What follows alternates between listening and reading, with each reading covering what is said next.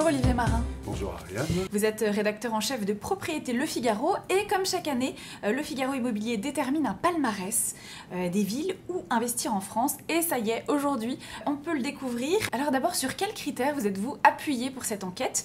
Comment avez-vous travaillé? On mixe en fait, parce que l'immobilier, c'est pas que des prix et des mètres carrés, il faut tenir compte aussi d'un dynamisme économique, donc c'est l'évolution de l'emploi, c'est l'évolution de la démographie dans une ville, l'évolution aussi de la part des étudiants, et puis tout cela mixé avec des indicateurs immobiliers, type les prix d'acquisition dans le neuf, dans l'ancien, l'évolution des petites surfaces, qui est très important quand on est investisseur, et puis l'évolution de la taxe foncière, et tout cela, en fait, on le met dans une marmite, et on développe donc ce palmarès annuel des 10 villes où investir dans l'immobilier. Alors les grandes gagnantes de cette année 2018, Olivier? Première, c'est Montpellier. Montpellier, cette année qui l'emporte. Alors Montpellier, c'est la ville à la fois le patrimoine, l'histoire, les ruelles médiévales, mais c'est pas que ça. Montpellier, c'est l'atout modernité. Beaucoup de choses se développent à Montpellier. Il y a une dizaine de ZAC, des zones d'aménagement concerté dans la ville. Ça se développe énormément à la fois. On a le quartier Cambacérès, on a Port-Marianne qui va construire énormément de logements, mais aussi des bureaux, des commerces, des services. Et puis on a une halle du numérique aussi, emblème de la French Tech, avec 500 startups. Et puis parallèlement donc de cette ville en mouvement, véritablement de construction, on a des indicateurs immobiliers qui sont très intéressants, avec des prix qui restent relativement contenus dans l'ancien. On est à 2500 € par mètre carré. En moyenne, dans l'ancien, selon les notaires, on est à 4000 € du mètre carré dans le neuf. En tout cas, Montpellier, c'est vraiment la ville à suivre, une ville très intéressante. Autre ville qui ressort très nettement, c'est donc Nantes. Deuxième place de Nantes, c'est toute la vitalité et l'attractivité de l'arc atlantique. Nantes, ce sera déjà...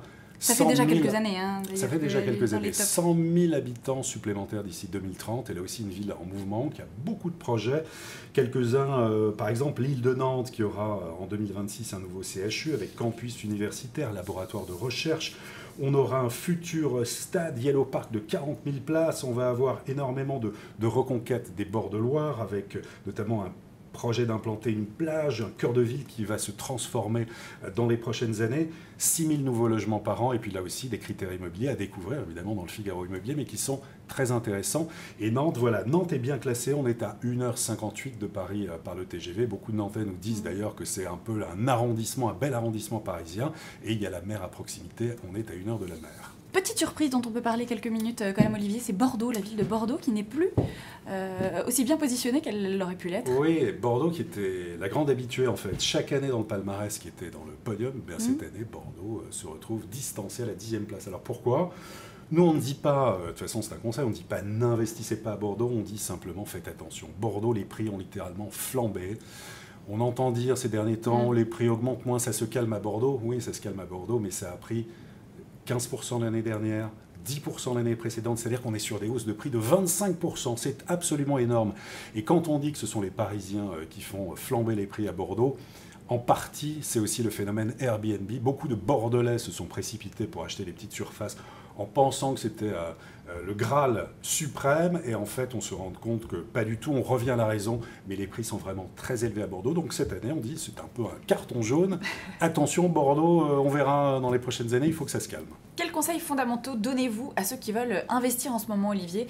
Même si tous les indicateurs sont au vert, il y a quand même quelques erreurs à ne pas commettre. On est sur un marché immobilier qu'il faut faire très attention. On a quand même une hausse de prix dans la plupart des grandes villes. On a des taux d'intérêt qui sont historiquement bas. On est à 1,47 en moyenne, toute durée confondue. C'est intéressant, mais ça ne veut pas dire qu'il faut investir les yeux fermés. Surtout pas. Toujours se rendre sur place, toujours évaluer la qualité du bien. Bien choisir l'emplacement, c'est très important. Pas penser uniquement à la rentabilité, il faut vraiment penser moyen, long terme, que ce soit pour en profiter plus tard ou au moment de la retraite, et toujours avoir en tête, c'est fondamental qu'on n'achète pas un produit, on achète un logement. Parfait, merci beaucoup. Le message est entendu. Merci beaucoup, Olivier. Un dossier donc complet à retrouver dans Le Figaro Immobilier qui sort donc ce mardi 5 juin. À très bientôt sur Figaro. Merci Ariane.